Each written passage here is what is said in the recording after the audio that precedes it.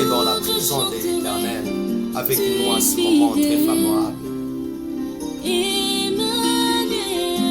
Ne sois pas distrait, bien-aimé. Au travers de cette parole et de cette adoration, il y a une vie qui sera bénie le jour d'aujourd'hui.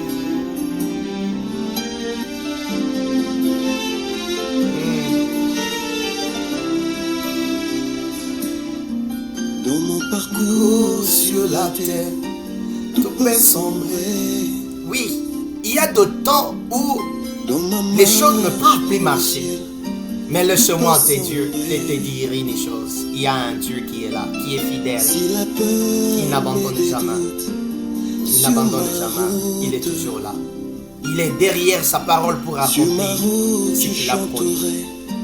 Tu es fidèle. Alléluia. Emmanuel.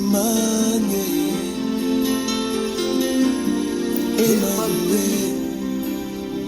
Emmanuel. Emmanuel. Je chanterai ta fidélité. Emmanuel. Je chanterai ta fidélité. Emmanuel. Ah.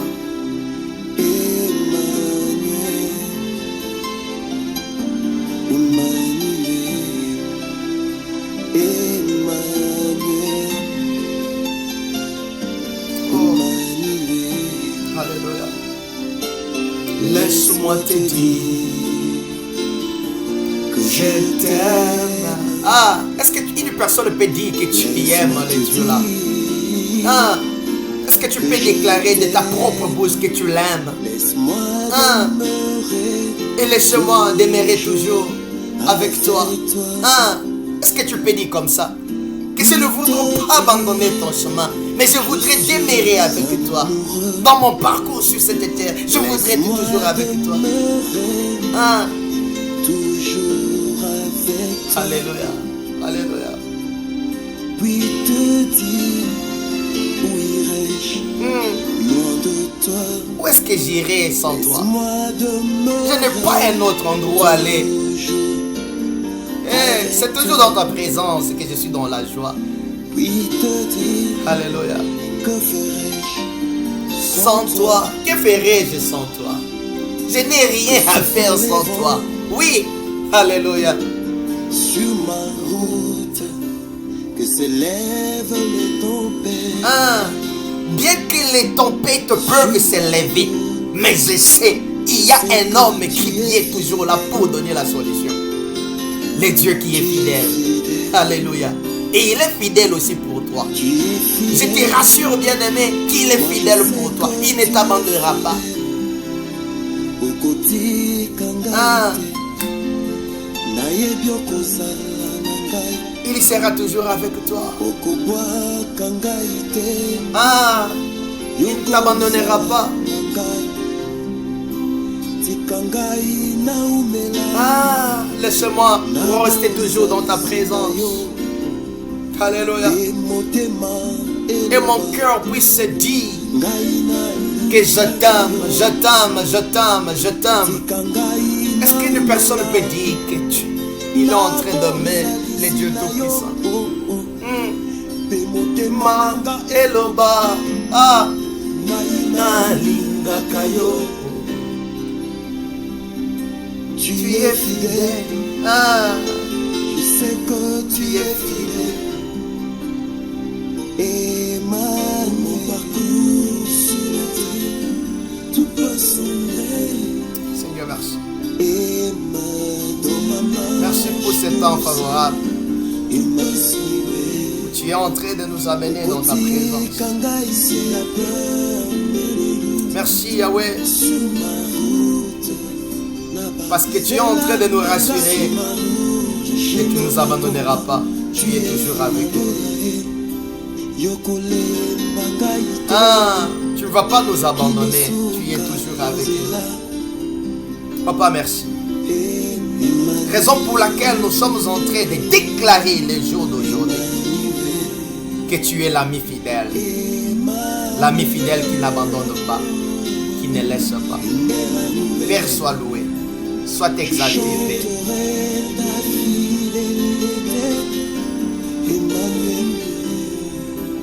Je chanterai ta Je chanterai toujours ta fidélité.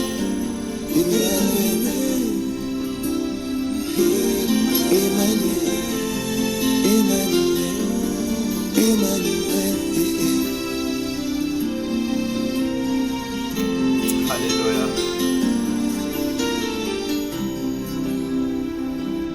Alléluia. Cher Saint-Esprit, sois avec nous à ce moment. Nous voudrons te dédier ce moment afin que toi seul puisses nous transporter dans ta présence. Cher Saint-Esprit, accepte que toi seul puisses régner. Cher Saint-Esprit, accepte que maintenant, que toi seul puisses prendre le contrôle de tous les temps que nous voudrons passer avec toi.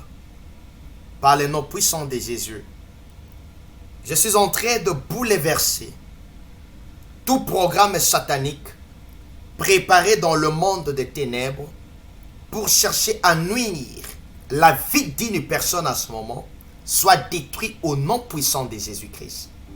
Père, lève-toi et prends le contrôle de ce moment. Cher Saint-Esprit, nous ne voudrons pas parler de nos propres sentiments, mais que nous puissions parler de ta part, afin qu'une vie, au travers de cette parole, soit bénie par le nom puissant de Jésus-Christ.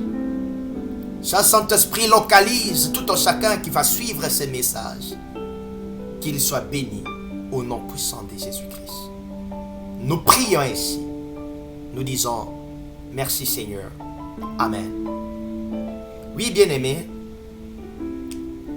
je voudrais venir auprès de vous au travers de ce message de ce matin ou de ce soir.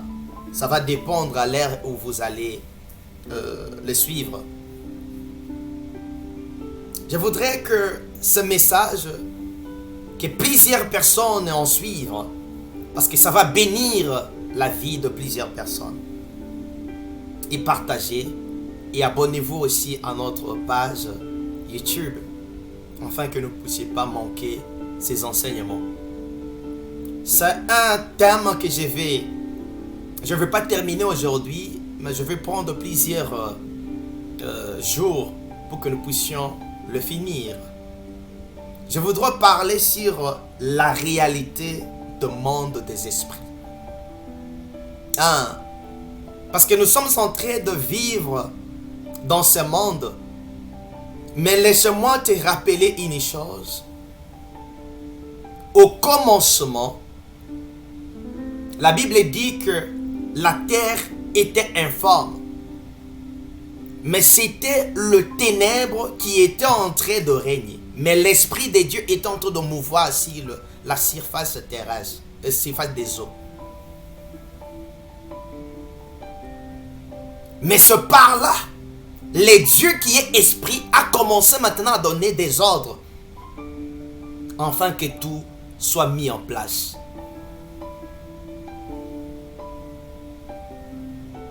Je sais que nous allons prendre plusieurs temps afin que nous puissions expliquer lentement et sûrement en ce qui concerne la réalité du monde des esprits. Bien-aimés, nous devons comprendre ces réalités. C'est très important. Parce que nous, les chrétiens, il y a des fois où on est en train d'abandonner cette vie spirituelle. Mais il y a aussi certaines actions où nous devons poser qui doivent aussi impacter ou toucher aussi les cœurs de Dieu. Parce que ce n'est pas venir à l'église et sortir. J'ai dit que non, oui, j'ai pris, c'est bien, c'est bien. Mais il y a aussi d'autres choses aussi à poser qui peuvent aussi toucher les cœurs de Dieu. Je suis dans le livre de Daniel chapitre 5. Nous allons commencer à lire à partir de verset 5. Je sais que ce sera un long texte, mais prenez patience afin que nous puissions les lire, parce que c'est par là que nous allons faire sortir beaucoup de choses. Comme j'avais dit dès le début que c'est un enseignement que nous allons prendre plusieurs jours. Je ne veux pas le terminer aujourd'hui. Je vais introduire et parler d'un seul point aujourd'hui. Et les jours suivants, je vais encore aborder d'autres points. Partons dans le livre de Daniel chapitre 5, le verset 5. La Bible dit ceci. À ce moment, apparut le doigt d'une main d'homme, et ils écrivirent en face du chandelier, sur l'achot de la muraille du palais royal. Le roi vit cet extrémiste de main qui écrivait. Alors le roi changea de couleur, et ses pensées les troublèrent. Les jointures de ses reins se relâchèrent et ses genoux se heurtèrent l'un contre l'autre. Le roi cria avec force et qu'on fit venir les astrologues, le chaldéen et le devin.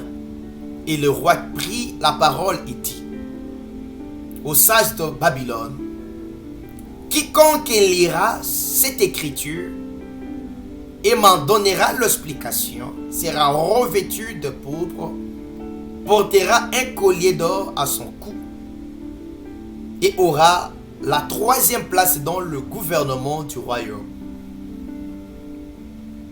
Tous les sages du roi entrèrent, mais ils ne purent pas lire l'écriture et en donner au roi l'explication.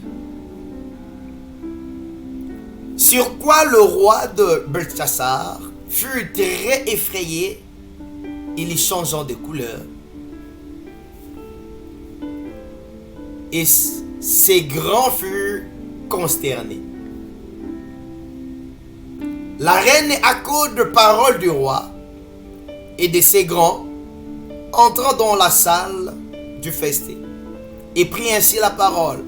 Ô roi, ne te trouble pas et que ton visage ne change pas de couleur. Il y a dans ton royaume un homme qui a en lui l'esprit de Dieu saint et lui de lumière, de l'intelligence et une sagesse semblable à la sagesse de Dieu. Voilà. Aussi le roi Nebuchadnezzar, ton père, le roi, ton père l'établit chef de magiciens, des astrologues, de chaldéens et de devins. Parce qu'on trouva chez lui, chez Daniel, nommé par le roi Belchassar, un esprit supérieur. Voilà. De la science et de l'intelligence. La faculté d'interpréter les songes et d'expliquer les énigmes et de résoudre les questions difficiles. Que Daniel soit donc appelé et il y donnera l'explication.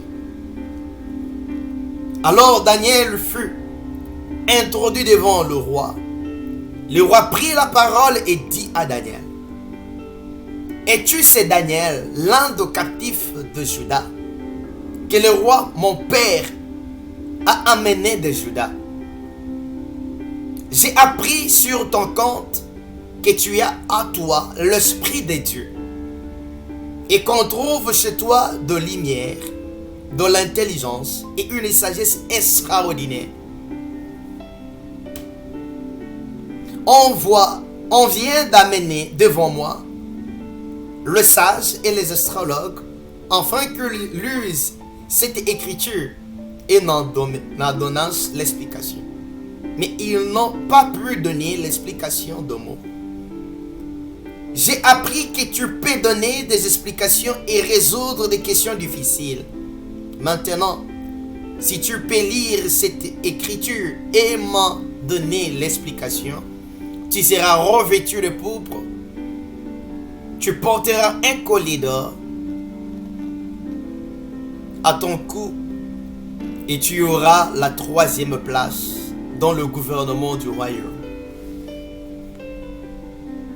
Daniel répondit en présence du roi: garde tes dons et accorde à autres tes présents.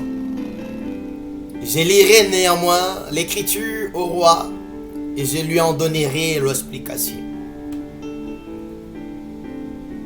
Ô roi, le Dieu suprême avait donné à Nebuchadnezzar, ton père, l'empire, la grandeur, la gloire et la magnificence. Et à cause de la grandeur qu'il lui avait donnée, tout le peuple, les nations, les hommes de toutes langues étaient dans la crainte et tremblaient devant lui.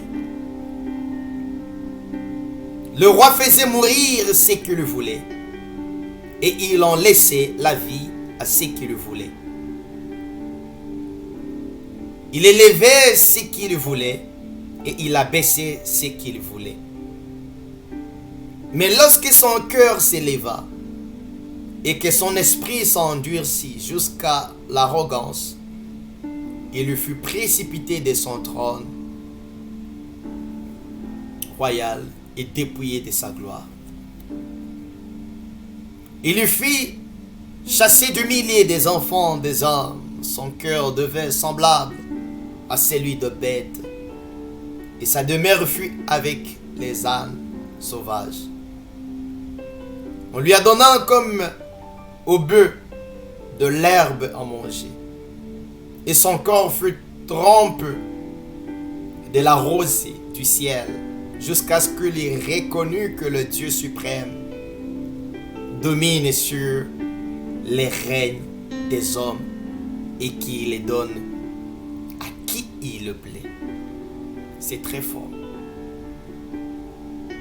Et toi, Belteshazzar, son fils, tu n'as pas humilié ton cœur, quoique tu eusses toutes ces choses. Tu t'es élevé contre le Seigneur des cieux. Le vase de sa maison ont été apportés devant toi. Et vous êtes servis pour boire du vin. Toi et tes grands, tes femmes et tes concubines. Tu as loué le Dieu d'argent, d'or, d'airain, de fer, de bois et de pierre, qui ne voient point, qui n'entendent point et qui ne savent rien. Et tu n'as pas glorifié le Dieu qui a dans sa main ton souffle et toute ta voix. Voilà, c'est très puissant ici. C'est pourquoi il a envoyé cette extrémité de main qui a tracé cette écriture. Voici l'écriture qui a été tracée. Comptez, comptez, pesez et divisez. Et voici l'explication de ce mot. Comptez, Dieu a compté ton règne et y a mis fin. Pesé, tu as été pesé dans la balance et tu as été trouvé léger. Divisé, ton royaume sera divisé et donné aux Médès et aux Perses. Aussitôt Belteshazzar donnant des ordres, et l'on revêtit Daniel de pourpre, on lui mit au cou un collier d'or, et on publia qu'il aurait la 3e place dans le royaume, dans le gouvernement du royaume. Cette même nuit, Belteshazzar, roi des Chaldéens, fut tué. C'est très important, bien-aimé. La Bible dit, cette même nuit, Belteshazzar, roi de Chaldéens, fut tué.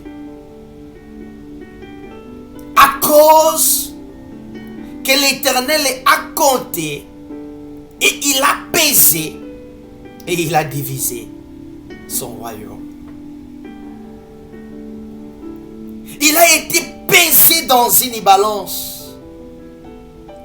Et la Bible dit, au moment que l'on l'a pesé, il s'est trouvé léger.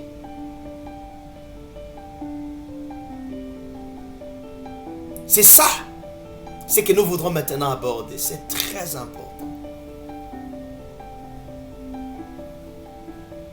Et il y a aussi un deuxième texte qui est dans le livre de Hébreux, chapitre 11, verset 3. Nous allons les lire rapidement parce que ce sont les versets que nous aurons tout au long de cet enseignement à utiliser beaucoup plus. Hébreux chapitre 11, verset 3, la Bible dit ceci. C'est par la foi que nous reconnaissons que le monde a été formé par la parole de Dieu. En sorte que ce qu'on voit n'a pas été fait des choses visibles. Wow. Ce que l'on voit n'a pas été fait par des choses visibles, mais c'est l'invisible. Parce que tout a été commencé par l'invisible.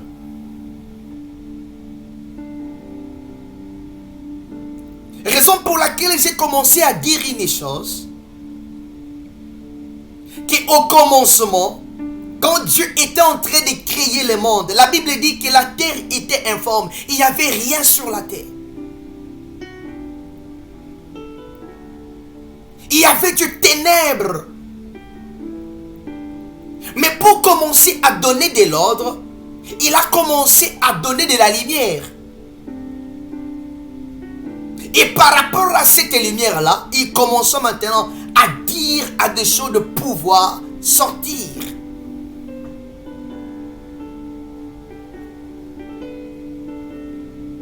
Avant que l'invisible puisse être visible, il y avait quelque chose dans l'invisible. Et tu dois savoir une chose, bien-aimé, ici. Que tout commence par l'invisible. Avant que la chose soit visible, tout a été commencé par l'invisible.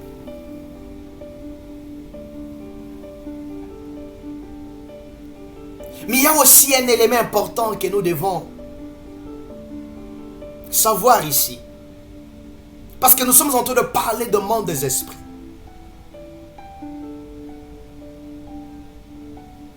Il y a un gouvernement de Dieu, ou un gouvernement divin.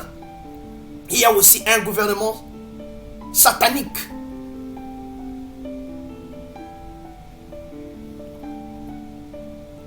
Et dans chaque gouvernement, il y a un plan ou un agenda qui a été mis pour la vie d'une personne.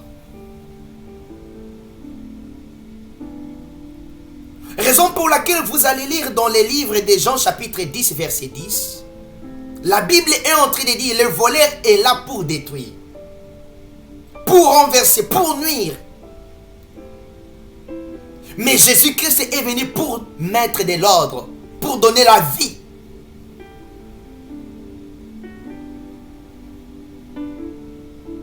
Et ce n'est pas seulement une simple vie comme ça, mais une vie en abondance.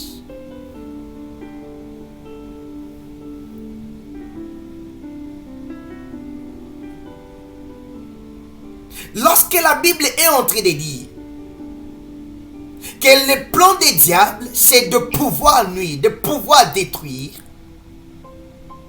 c'est-à-dire il a aussi un agenda pour les enfants de Dieu, pour nuire à leur vie. Et nous devons avoir cette connaissance-là dans nos pensées. Que dans le plan satanique, il y a aussi un agenda qui doit être exécuté à notre faveur, à notre cause. Mais il y a aussi l'agenda divin. Lorsque la Bible est en train de dire dans le livre de Jérémie, Dieu dit à Jérémie qu'il y a un projet qu'il a fait pour nous, sur nous. Ce sont des projets de bonheur et non de malheur. C'est-à-dire, il y a un projet, il y a un plan que Dieu déjà a établi pour notre vie. Où ça doit être exécuté en notre faveur. Mais parce que nous sommes en train de vivre aussi dans ce monde où il y a chacun est en train de chercher à se positionner. Et l'agenda que l'Éternel a mis en notre faveur ne peut pas être exécuté facilement. Il y a un autre ennemi qui est toujours là pour chercher à nuire à notre vie. Oui, il va chercher à mettre aussi ses programmes pour détruire ce que l'Éternel a préparé à notre vie.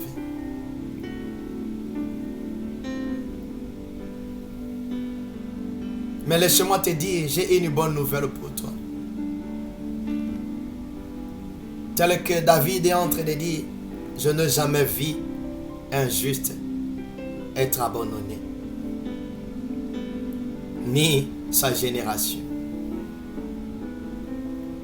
Je n'ai jamais vu un juste être abandonné. C'est ça la bonne nouvelle. Le Dieu qui t'a appelé, il est là et il est fidèle pour t'accompagner dans ta destinée. Je voudrais maintenant revenir à ce que nous avons lu dans les livres de Daniel. La Bible est en train de nous donner une histoire importante d'un roi appelé Belchassar, qui était le fils de Nebuchadnezzar. Vous savez très bien l'histoire de Nebuchadnezzar, qui était un grand roi, qui a fait un grand travail, jusqu'à tel point que il a fait déporter les enfants d'Israël à Babylone. Et au moment qu'il a déporté les enfants d'Israël à Babylone, la Bible dit qu'il avait pris aussi certains éléments qui étaient dans le temple, les ustensiles qui étaient dans le temple, et amené tout ça à Babylone. Jusqu'à tout le point que Dieu a permis que Nabuchodonosor soit mis dans le rang des bêtes pour les milliers. Parce qu'il commençait à faire même de sa propre volonté. Mais Dieu a fait sortir. Il y a un certain Belchassar qui est sorti, qui commençait maintenant à régner sur Babylone. Mais il organisa un festin avec tout son peuple qui était tout autour de lui. Mais la Bible dit par rapport à ses sentiments quand il prenait de vin, il part dire que non, faites sortir les ustensiles, les coupes venus d'Israël, afin que nous puissions le prendre du vin avec. Mais Dieu n'a pas supporté. Ce qui est sacré, bien-aimé. Raison pour laquelle je vais soulever quelque chose ici. Ceux qui sont en train de blaguer avec les choses de l'église et qui sont consacrés. Bien-aimés, faites attention. Il y a la colère de Dieu qui est derrière ça. La Bible dit, au moment où ils ont commencé à prendre du vin sur ces coupes, il y a une main qui est sortie. Et dans cette main a commencé à écrire les paroles. Et parmi les paroles qu'il a écrites, la Bible dit, voici l'écriture qui a été tracée, comptée, pesée et divisée. C'est-à-dire, On a compté le règne de Belteshazzar et on a mis fin à son règne. Et deuxième chose, Dieu n'a pas seulement limité pour compter, mais il a pesé le bienfait, les œuvres posées. Et il a mis dans une balance. Et par rapport à ces œuvres, on a vu que non, il n'y a rien.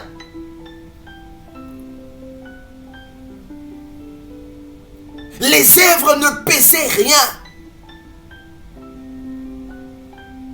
Et c'est par rapport à ces œuvres on est arrivé maintenant à la troisième chose. On a divisé le règne.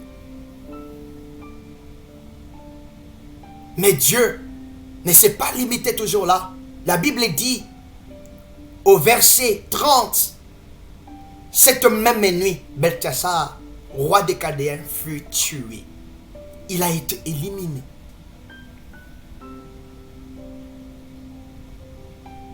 On a pesé les œuvres. Les œuvres, il n'y avait rien comme œuvre. C'était vide. Et le règne a été divisé. Bien-aimé, pour partir rapidement, il y a 4 axes importants que nous allons parler tout au long de cet enseignement. Ou 4 vérités que nous allons parler tout au long de cet enseignement. La première des vérités que nous devons comprendre dans le monde des esprits. 1. Comprendre le monde invisible n'est pas négociable. Où nous devons savoir comment opère le monde invisible. Nous devons avoir cette connaissance-là. Parce qu'on ne peut pas toujours se limiter à venir à l'église, de dire quelque chose sans toutefois connaître le monde invisible, comment est-ce que ça opère.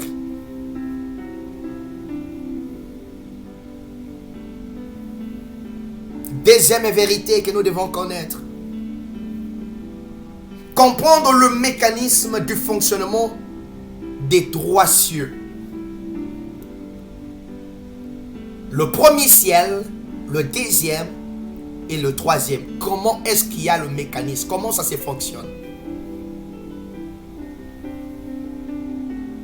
Troisième vérité que nous devons savoir. Comprendre le monde opératoire des esprits.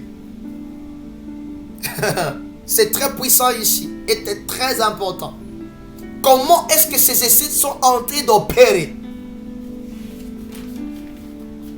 Et le 4e vérité que nous devons savoir, le monde des esprits est un monde sans émotion. 1. Où seul le sacrifice compte, ou les réalités de la balance. C'est un monde où il n'y a pas d'émotion. Seul le sacrifice compte. Laisse-moi te dire une chose ici. Diable a seulement imité ce que le monde ou le gouvernement divin est en train de faire ou était en train de faire. Et diable est en train d'imiter dans le mauvais sens.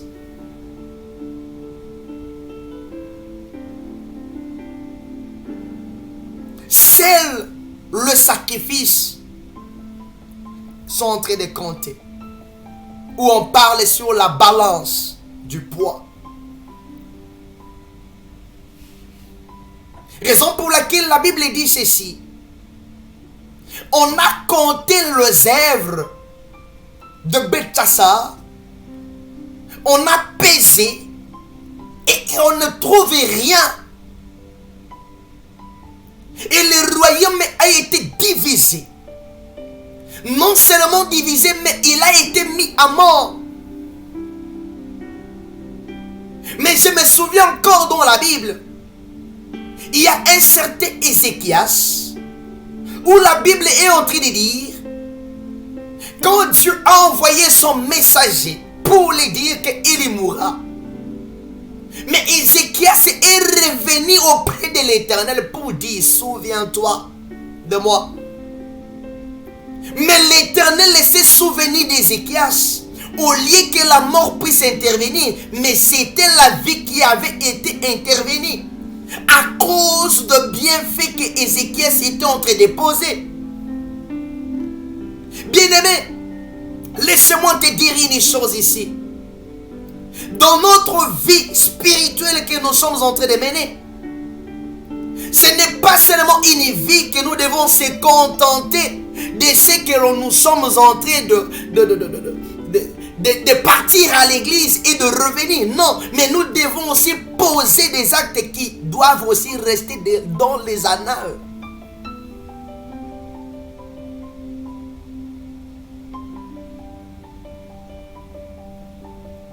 Je veux revenir sur ça. Parce que le point que je voudrais un peu aborder les jours d'aujourd'hui ou introduire les jours d'aujourd'hui,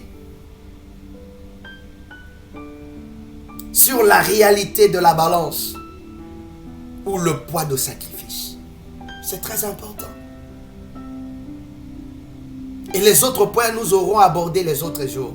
Bien-aimés, ne manquez pas cet enseignement. Partagez cette vidéo pour que tout le monde puisse en bénéficier.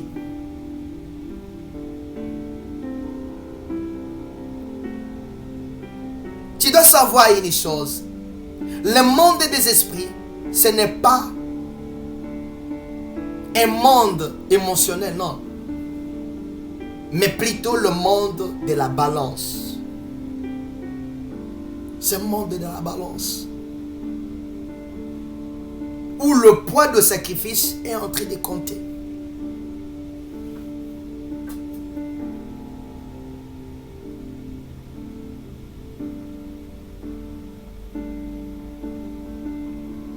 Parce que la première des choses, telle que nous venons de lire dans le livre de Daniel, où la Bible est en train de dire, au moment que le roi Belchassar a posé des actes qui étaient des actes mauvais au devant de l'Éternel, la Bible dit, l'Éternel a compté. Après avoir compté, il a pesé. Et après avoir pesé, il a divisé.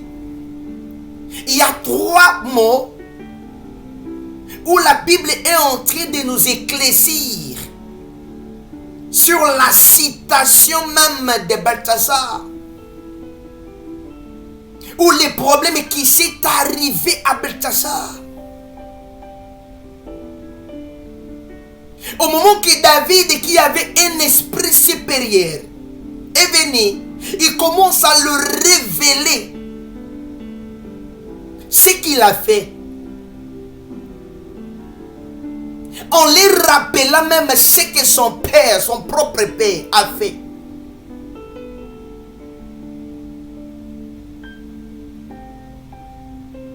Parce que Nabuchodonosor n'était pas n'importe qui, il était puissant. Il avait de la force. Mais l'Éternel l'a humilié. Mais toi qui n'as rien fait, pourquoi tu dois poser des actes qui ne bénissent pas le nom de l'Éternel? Apprendre les extasies, le sacré, les couples sacrés, pour venir le faire suyer.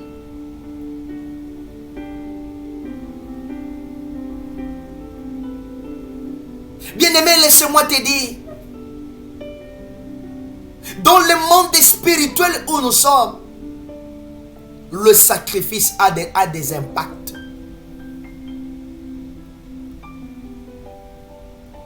Le sacrifice que nous posons, les actes, les œuvres que nous posons, a de l'impact dans la vie spirituelle.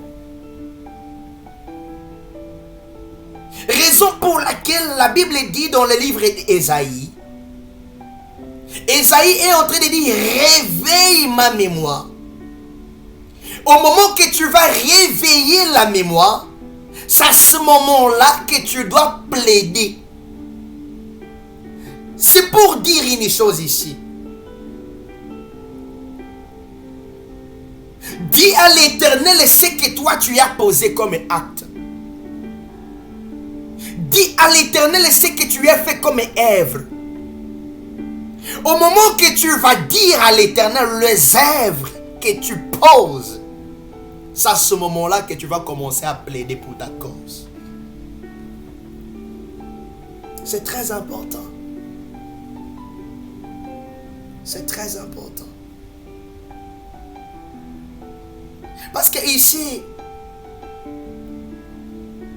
il y a plusieurs personnes qui sont en train de dire que non, nous serons sauvés par la grâce. Oui, là c'est légal. C'est légal. Personne ne refuse. Partons un peu dans les livres de Éphésiens chapitre 2, où je veux un peu soulever quelque chose. Éphésiens chapitre 2. Verset 8. Écoute ce que la Bible est en train de dire. Éphésiens chapitre 2, verset 8. La Bible dit ceci. Car c'est par la grâce que vous êtes sauvés. Ah, là c'est légal. Par le moyen de la foi. Et cela ne vient pas de vous, c'est les dons de Dieu. Ah. Il y a la grâce, mais il y a aussi la foi qui est là.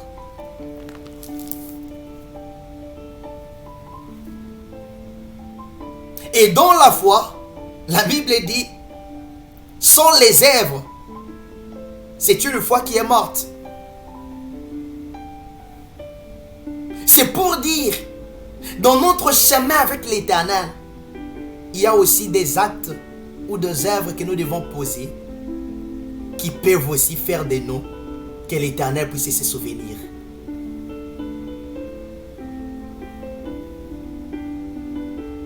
Chaque œuvre, chaque acte que nous sommes en train de poser est en train de laisser une trace dans le mémoire de l'Éternel.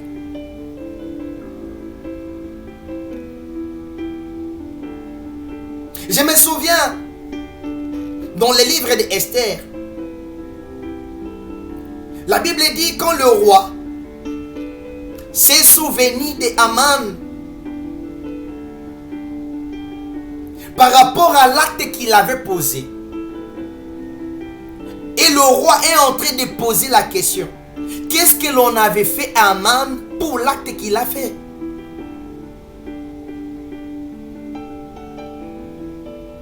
Non, bien-aimé, je voudrais te rappeler une chose ici.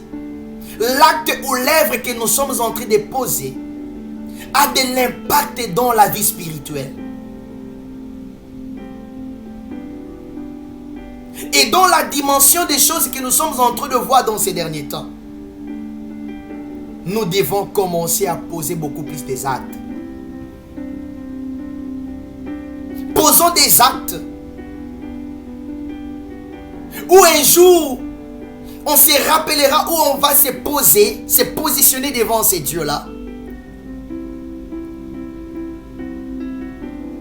Et nous allons réveiller sa mémoire. Et au moment que nous allons commencer à réveiller sa mémoire, et c'est à ce moment-là, nous devons aussi dire quelque chose. Souviens-toi de moi. Tel qu'Ézéchias l'avait fait.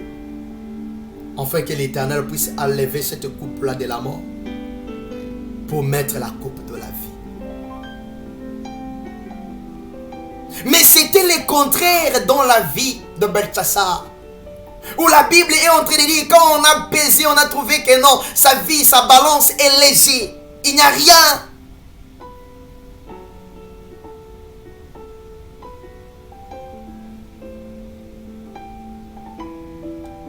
Raison pour laquelle je voudrais te poser une question ici. Si on mettait maintenant ta vie dans une balance, est-ce que l'on va trouver quelque chose, un poids, ou on va trouver c'est léger? Commence maintenant à réfléchir. Commence maintenant à réfléchir sur ta vie.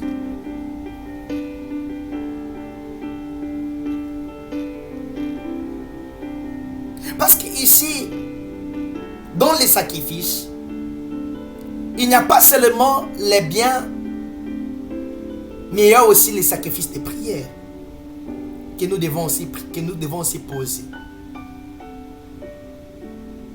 Parce que dans la dimension spirituelle que nous devons entrer ou monter, ça demande non seulement de prier, mais aussi de poser des actes, afin que ces actes-là puissent aussi être un signe pour la reconnaissance de notre vie.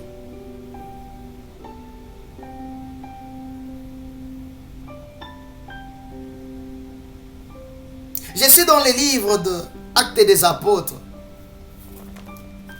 Actes des Apôtres, chapitre 10.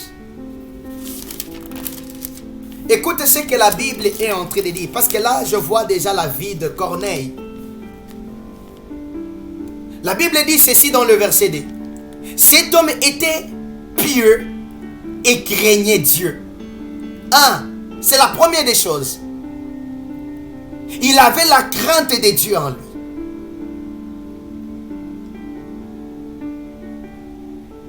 Avec toute sa maison, il y faisait. Non seulement il y craignait Dieu, mais écoute ce que la Bible dit. Il y faisait beaucoup d'aumônes au peuple et priait Dieu continuellement. Il y a des choses qu'il y posait encore. Il était en train de faire des sacrifices, des aumônes. Il était en train d'aider plusieurs personnes. Non seulement aider, mais il était en train aussi de prier. Il y a des choses, bien aimés, à part la crainte de l'Éternel, à part ce que nous avons crié en Dieu, il y a aussi d'autres choses, des choses importantes que nous devons aussi faire. Poser des actes, faire des sacrifices, des aumônes. Et à part ça, il y a aussi un deuxième élément qui est aussi la prière. Prie et fais aussi des aumônes. Prie, aide aussi les gens. Prie et fais aussi les biens pour l'église, pour l'œuvre de Dieu et pour tout le monde.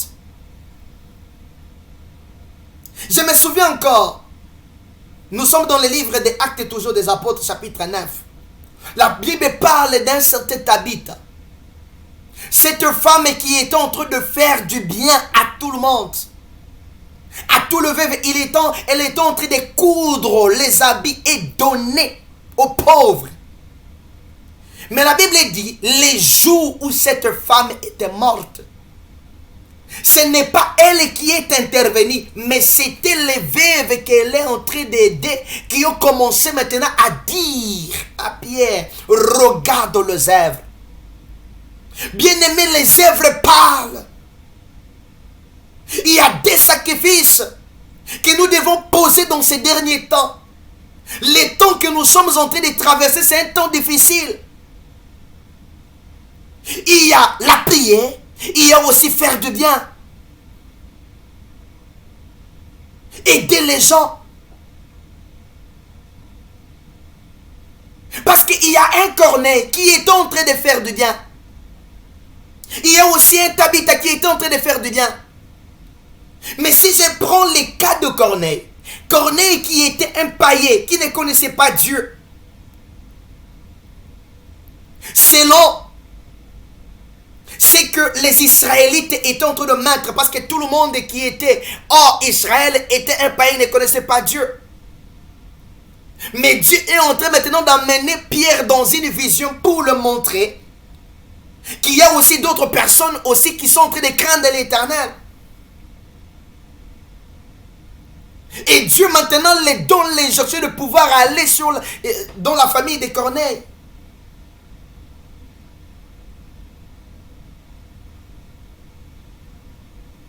Mais qui est-ce qui a permis que Corneille puisse avoir cette faveur-là? Ce sont des actes qu'il est en train de poser. il y a des aumônes, il y a aussi la prière.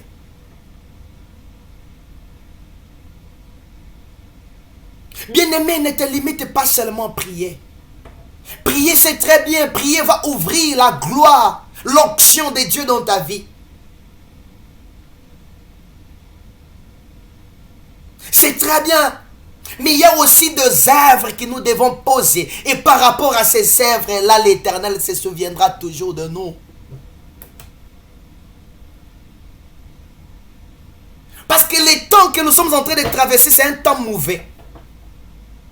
Si on te met maintenant dans une balance, est-ce que l'on trouvera que tu es en train de peser? Parce que ça, quand on l'a mis dans une balance, on ne trouve rien. Rien.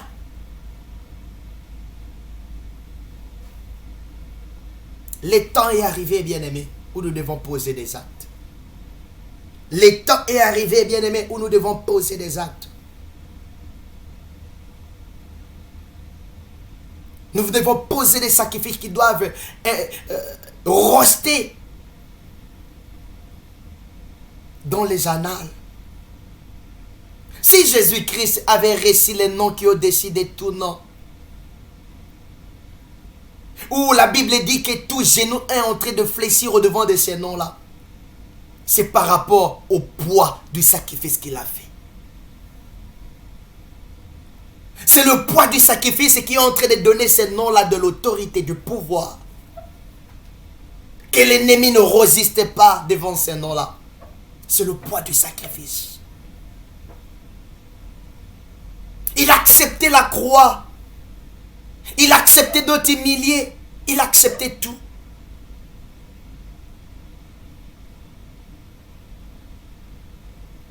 Si aujourd'hui on maintient maintenant ta vie dans une balance, est-ce qu'on va trouver que tu es en train de peser? C'est ça la question que je voudrais, que je suis en train de te poser, bien-aimé. C'est ça la question que je suis en train de te... Que je voudrais que tu puisses commencer maintenant à réfléchir sur ça.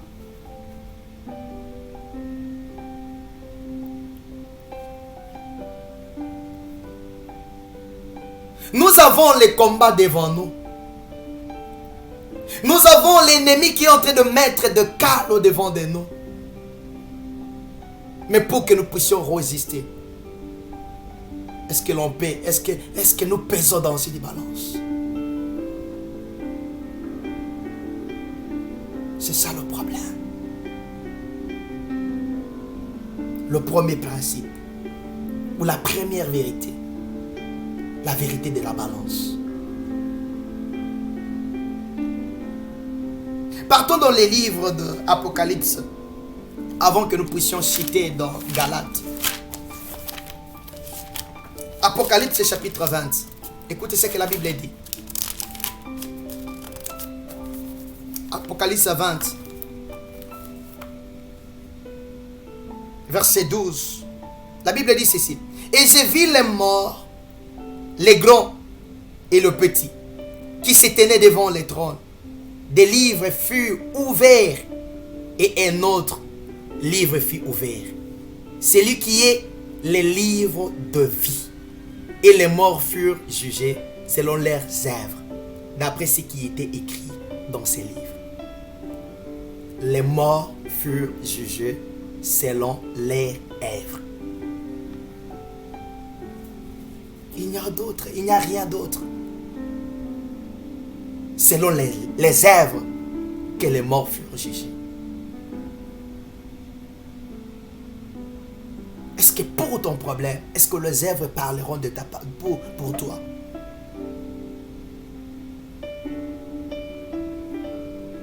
Parce qu'il y a un problème de œuvres ici. C'est le premier principe. Nous allons encore revenir partager cette vidéo. Nous avons beaucoup de choses. J'ai seulement introduit les jours d'aujourd'hui. Nous reviendrons encore avec d'autres choses. Que Dieu vous bénisse. Je vais prier pour toi. Père, par le nom puissant de Jésus, nous venons de recevoir un message. Accepte que cette parole puisse être gravée dans le cœur de tout un chacun. Bénis la vie de tout un chacun.